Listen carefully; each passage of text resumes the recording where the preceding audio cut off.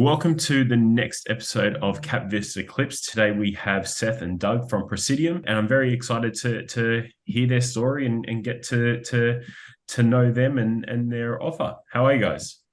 Excellent. How are you doing, Daniel? Excellent, Daniel. Good. Let's jump in. Tell us about you and your background and your experience and how you got to this point. Yeah, I could start.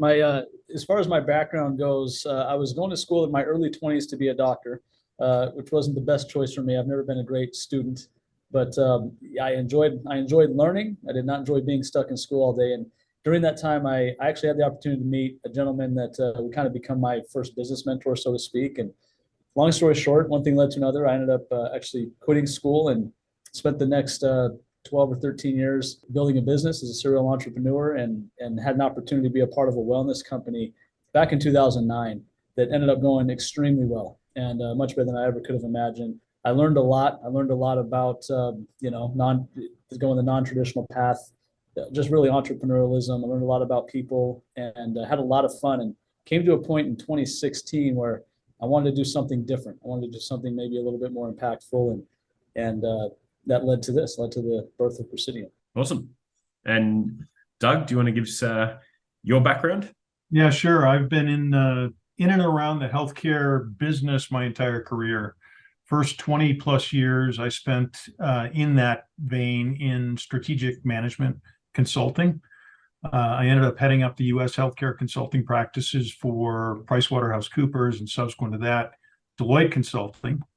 And then I went on, starting about 15 or more years ago, I've run 3 different companies as president and CEO, both public and private, high growth, high profitability, all in and around the healthcare system.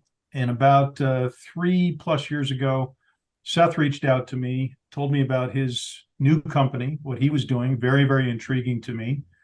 And long story short, I'm cutting to the chase. He asked me to join him, help grow the company, help bring it to its commercial phase. So that's what I've been doing over these last few years, working closely with Seth. Awesome. So how did the team to come together? Seth just reached out, or did you know each other before, meet across the paths?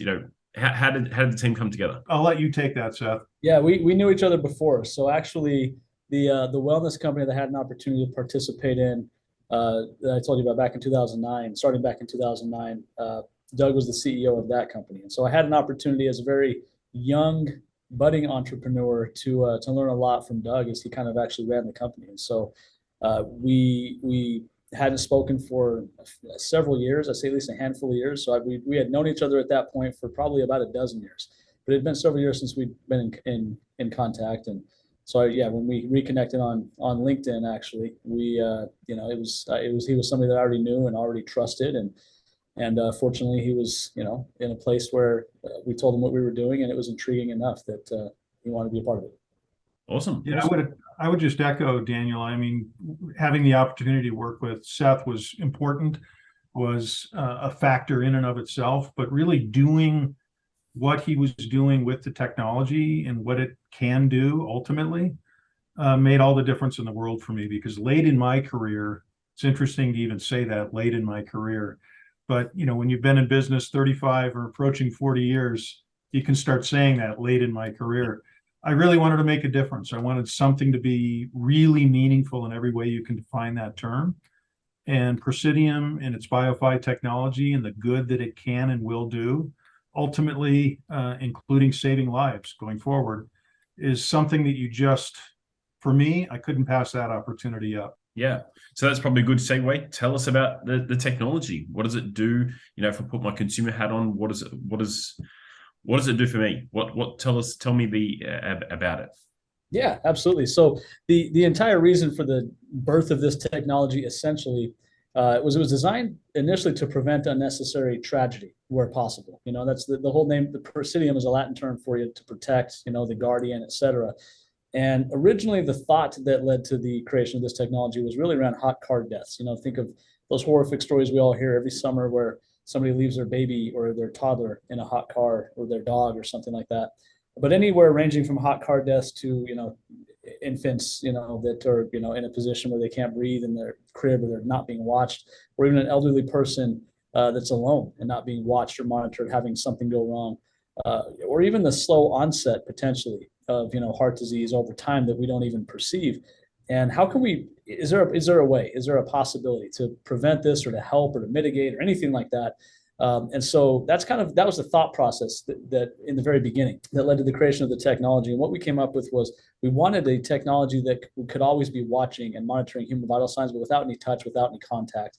And so we developed a technology. It's called BioFi. It's our core technology. It's also much easier to say than Praesidium. So from here on out, we'll refer to it as BioFi. But BioFi technology essentially is a sensor technology that, from several feet of distance away from a subject, away from you, for example, Daniel, I can point this thing at you, and it's going to measure your vitals. It's going to tell me whether or not you're there. It's going to tell me if you're in motion or not, how much motion. But more importantly, it's going to tell me your heart rate variability with that, respiration rate, very, very, very accurately, extremely precise technology. And importantly, it'll do this without touching your body at all. You don't have to wear anything that communicates with the sensor. It's truly non-contact. And importantly, it'll actually go through hard surfaces as well. It'll go, quite literally, it can go through a wall or a door. It'll go through a bed or a box spring, a desk, and that sort of thing. And so it's really, it removes limitations from the technology. So there's a lot of different places now that I can actually put this type of a technology, where a user can be in a situation where they're unencumbered, they're not wearing anything, they're not remembering to turn anything on, and they can be monitoring their vitals, whether they're in sleep or maybe sitting at their desk like I am right now. And so the use for you is that it gives you unique insight into your own health and your own well-being. It gives you an opportunity, just simply put, you could track your sleep. Think of all the sleep trackers that exist out there right now, where somebody is literally wearing a watch, bracelet, ring, something to bed while they sleep. This is a situation where you can get all of the same data without really remembering to charge anything, one time set it and forget it, without remembering to have to put anything on. It's no wearable. And so that's one use case, but that's essentially what the technology is. It's true, accurate, and precise non-contact vital sign detection and life detection. In that 1 minute and a half, 2 minutes, you've just identified 3 multi-billion-dollar industries that are rapidly growing: the elderly, the infancy, the children, and the sleep monitoring. And trying to find a solution is, I know as a parent, and when my first son was born, we spent $200 to $300 buying socks and monitors, things that clip onto the nappy, and it would fall off. Just because SID, sudden infant death syndrome, was a big scary factor for us. That being first time parents, we wanted to make sure that we did everything possible. But the products at the moment are not practical. The ones that we had were socks that go on the baby and has a monitor in the socks. But in Australia in the summer, it's hot, and it's adding to the baby's increase in temperature. And the other one was a clip that slides onto the nappy, but as the baby moves, it falls off and doesn't read. It wasn't practical. So what you're describing and what you've built is actually pretty incredible. Right. Yeah, there's definitely limitations and issues. The sock comes loose from the foot by even just a little bit, and that thing's going to wake you up at 3 o'clock in the morning. If you have a sensor that doesn't have to touch the baby or even the crib, but can give you that data, absolutely could be a game changer. So we do see it. We do see it being massively disruptive across many different verticals. Awesome. So the product is ready to go and ready to roll out. Tell us about the milestones. Well, I think from a vertical standpoint, probably a great segue, Daniel, to what you just recognized and heard from Seth. I think you called out 3 multi-billion-dollar industries alone. There are a number of them.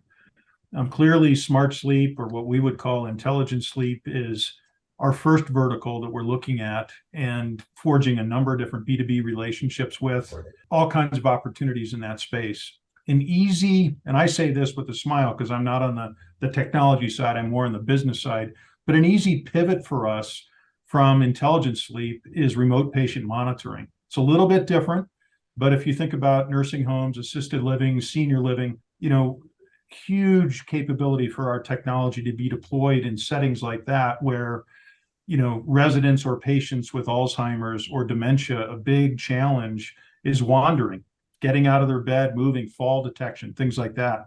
Not to mention the vital sign monitoring and tracking and longitudinal data that comes from that, critically important in that area. But those are just two of the areas that we're exploring and diving into with B2B partners already. But going forward, there's building security, there's auto safety, there's all kinds of verticals that we can move into with children and infants from a safety and mobile safety standpoint, whether it's backpacks, strollers, things like that, car seats that could benefit from our technology. I talked about building security, same thing. The technology can now, detect presence and movement and identify actual individuals that are in buildings that are capable of being in buildings or not, as the case might be. So tremendous opportunities there. And then probably our biggest opportunity going forward is predictive data, just accumulating mass data in this area. And the value of that data is going to be staggering for the company. And again, I get back to my earlier comments, the good that we can do from that data through predictive modeling and things like that is really second to none. So we're very excited for the near and longer term future of the company and the value that we'll bring. Yeah, that's pretty incredible. And you've touched on a number of industries. Now, even if you can take a small percentage of market share in each one of those industries, it's a massive blue sky for your company. So I'm excited to hear where it goes. What is in terms of the technology? Are you looking to build on that and grow on that? What does the next 5 years look like? Seth, do you want to touch on the technology, and I'll touch on the business development? Yeah, absolutely. So as far as kind of what the long-term vision is of what this technology ultimately becomes, right now, we do have a product ready to go to market. You were asking that just a minute ago. This is product number 1 in a box, ready to go. And that's a sensor that can monitor one individual's vital signs. You can stick this thing underneath the bed on the floor. It doesn't need to touch the person or the mattress. One time, set it and forget it, and you're monitoring sleep. Or you can put it in an assisted living facility, and it's, as Doug outlined, it's going to monitor the patient or the person in the room and whether they're out of bed or not, and what their vitals are while they're in the bed, etc. Ultimately, what we'd really like to do, because this technology there's some things it can do that we don't even have time to go into today, but it not only does it measure the individual's vitals, but it can measure that individual's vitals and the distance that they are relative to the sensor, which is pretty remarkable. It's very tolerant to motion. Has the ability, you can roll over and toss and turn in bed, and it's still going to track very accurately. What this technology eventually becomes, what the next 5 years looks like, is that ultimately we envision a technology that you have an entire home or office building completely set up, and you outfit a home with this technology. And it becomes at that point a whole home system, home security system, home health monitoring system, et cetera, so that you know who's in your home or who's in a building, where they are in the building. And then you're also monitoring that individual's vitals wherever they happen to be in that home or in that building. And so the long-term vision of this company, of this technology, ultimately would be a technology that is not just collecting data while you sleep, or not just monitoring, maybe an infant, but it becomes a product that is collecting data and monitoring your health, as well as, frankly, securing your home or office building completely around the clock. And we see that as the ultimate disruption. We see that as, that in my view becomes the biggest smart home breakthrough that exists. There's a lot of cool smart home devices right now. I can change the colors on a light bulb. I can open and close my garage from my phone. That stuff is really neat. But when I get to the point where I can monitor who's in my home, and I can monitor the health and vitals of my children in my home, it'll be the biggest breakthrough in smart home technology, I think, perhaps since the invention of a smart home itself. And so that's the 5-year vision from a technology standpoint of where we're going. Let me add to that, if I could, Daniel. In the immediate, the near term, the here and now, there is a machine learning and artificial intelligence aspect of this technology that we're already deploying and utilizing. And I'll take smart sleep, for example. I use that term somewhat loosely because sarcastically, I don't think smart sleep and the state of smart sleep today is all that smart. So we're starting to use the term intelligent sleep, where our BioFi technology, with its artificial intelligence and machine learning aspect to it, can make adjustments to the bed that makes a person sleeping, who is not awake, but who is sleeping while we're monitoring their vital signs. We can make adjustments to the bed that make them more comfortable, more restful, and ultimately give them a higher quality sleep without any conscious human intervention. The way we do that is we're monitoring these vital signs in real time. We're measuring them against what we know to be good quality sleep versus restless sleep. And with bed frames, mattresses, different things, we can make adjustments and all the while read whether that person is adjusting positively to those adjustments or not. And ultimately, at the end of the night, they may never have realized that we were making those adjustments throughout the night without any human conscious intervention. So that is truly intelligent sleep, not smart sleep. And that's just one vertical that we're deploying this technology in. Yeah, that's incredible. So let's get to the interesting part. Tell us about the raise. How much you're raising, what's it being used for, and what's the offer? So we're currently looking at raising $5 million of capital. And we're looking for 10% essentially, to part with 10% of the company, looking for a capital partner to come on, take a position of 10% of the company and participate, in the long term. That what that's being used for and what it gets us essentially is it's being used for headcount primarily. We've got a great team of engineers and scientists and developers who have made this technology come to life. And as we launch and scale and go to market, we need that team, and we may need to add a few members to that team as well. And so it's primarily going to be used for headcount and for research and development as we continue to push this technology into the future. We continue to iterate, continue to bring version 2.0, version 3.0, et cetera, and make good on the vision that Doug just expressed, and ultimately the vision that I did right before that on a whole home system. And so we're looking for $5 million at a $50 million valuation. Okay. I think the position you're in the verticals, you're going to, and if you look at, I wouldn't say comparables, but in terms of the smart home technology, there is already examples in the market that have shot the lights out in terms of where they can go. You only have to look at the Ring doorbell for example. Smart home technology is a hot market, and as the consumer demand grows and there's so many other verticals that you can fit into, this shows how big the opportunity could be. Yeah. So, we'll leave it there, but I'm very excited about to see where you take this. I know for myself, as a parent, I've mentioned that I see the use case for the technology. I mean, I was only having a conversation this morning that, I want to track my sleep and get an optimal night's sleep, because I tend to sleep for maybe 5 or 6 hours, and then the rest of it's restless, and I want to know why. So, there's multiple use cases for me personally, and I dare say anybody watching this episode will have the same sort of use case. So I'm really excited to see where we go, and anybody who is watching this and wants to get in contact with the team, I'm happy to connect you directly. Any questions, I'm happy to pass them on. But guys, thank you very much for jumping on. It was great to chat to you, and I'm excited to see what's next. Thank you, Daniel. Appreciate your time. Thanks, Daniel. Guys, have a great day. You too. Take care.